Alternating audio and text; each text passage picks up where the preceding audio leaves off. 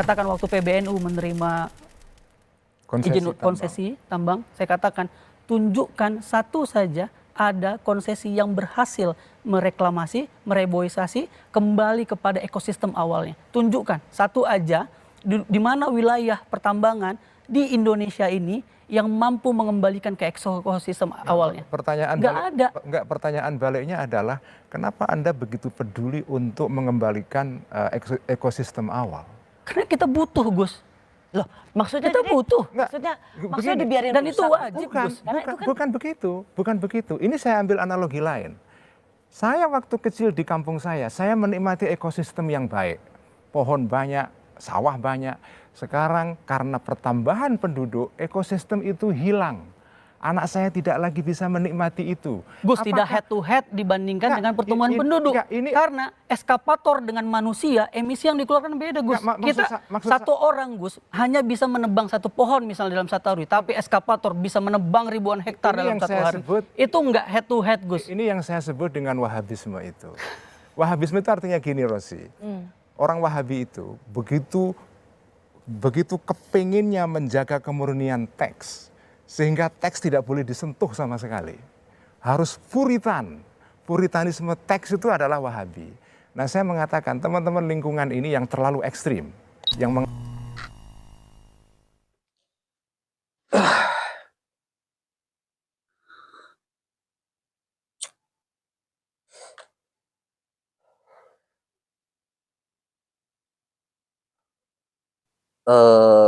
kalian pernah nggak sih ikut suatu diskusi atau mendengarkan argumentasi dari orang yang tengah berdialektika yang terdengar nyambung padahal itu salah kayak gitu, yang terdengar logis tapi sebenarnya ada suatu kecacatan dalam dialektika tersebut? Pernah nggak sih kayak gitu? Nah, itu mungkin dapat disebut dengan logical fallacy. Apa itu logical fallacy? Mari kita bahas secara sederhana.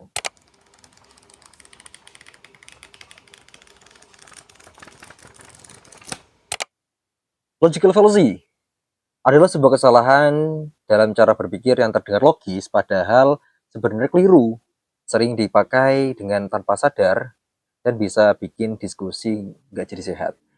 Nah, di sini saya ambil beberapa contoh yang memang sering kali ada di lingkungan kita. Yang pertama itu adalah ad hominem, yang mana artinya adalah menyerang secara pribadi, bukan argumennya. Yang diserang ini pribadinya, bukan argumentasinya. Orang-orang berdiskusi itu seharusnya membahas terkait argumen-argumen atau sebuah problematika yang tengah dibahas saat diskusi, bukan menyerang secara pribadi kayak gitu. Contohnya, untuk apa sih kamu ngajak orang-orang beribadah sedangkan kamu sendiri pun gak pernah sholat? Untuk apa sih kamu ngajak orang-orang berbuat baik sedangkan dirimu sendiri pun sering buang sampah sembarangan? Kayak gitu. Ada lagi. Yang paling nyelkit itu ya ketika membawa fisik kayak gitu. Ngapain kamu berargumentasi terkait sebuah produk kecantikan sedangkan kamu sendiri pun kulitnya hitam? Itu kan suatu hal yang keliru gitu. Seharusnya yang difokuskan itu adalah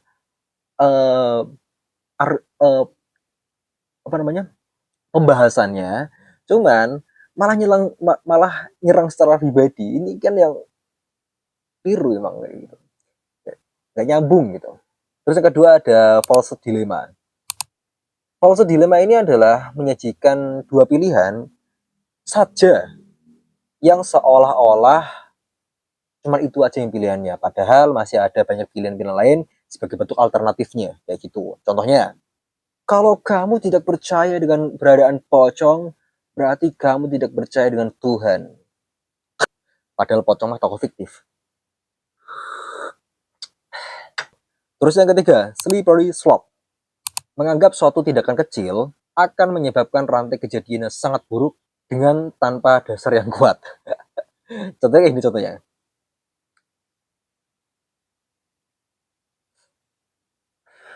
Kalau kita izinkan siswa bawa HP saat sekolah, maka nanti belajar nggak fokus. Kalau nggak fokus, nilainya jeblok dong. Kalau nilainya jeblok, nanti sekolahnya nggak tuntas. Kalau sekolah nggak tuntas, nanti jadi pengangguran. Kalau jadi pengangguran, nggak dapat pekerjaan. Nanti kalau nggak dapat pekerjaan, jadi miskin.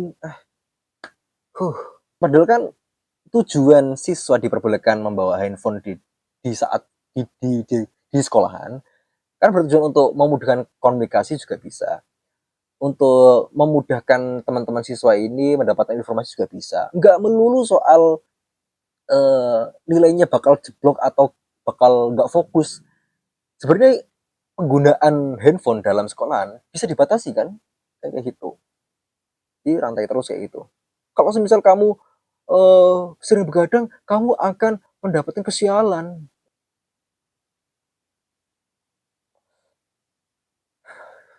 Terus bagaimana sih cara kita untuk menanggulangi terkait logical fallacy ini tadi? Sederhananya kayak gini sebenarnya. Kita cukup mendengarkan pembicaraan orang lain, terus kita mencoba untuk tenang, lalu memahaminya, kayak gitu. Terus kalau misal nggak paham, tanya lagi, nggak apa-apa, nggak ada salahnya untuk bertanya, nggak ada salahnya, serius nggak ada salahnya. Terus lebih baik fokus ke ide-ide dalam sebuah problem diskusi tersebut, jangan malah tiba-tiba kesebut emosi. Sebenarnya tujuan saya membuat video kayak gini tuh karena keresahan pribadi sih sebenarnya sih. Karena masih banyak teman-teman kita yang sudah semester 6 ataupun 8 masih belum mengerti analogi atau metafora. Karena saya ingin mengajak kalian semuanya untuk melihat suatu kolam permasalahan yang katanya dibilang keruh dengan sudut pandang yang lebih jernih. Bukan tentang bagaimana cara kita menjatuhkan, tapi bagaimana cara kita menganalisis permasalahan tersebut dengan cara sehat. Sekali lagi ya, ini tentang sudut pandang, karena di saat kita ingin memandang, tidak harus saling menyudutkan. Ya gitulah.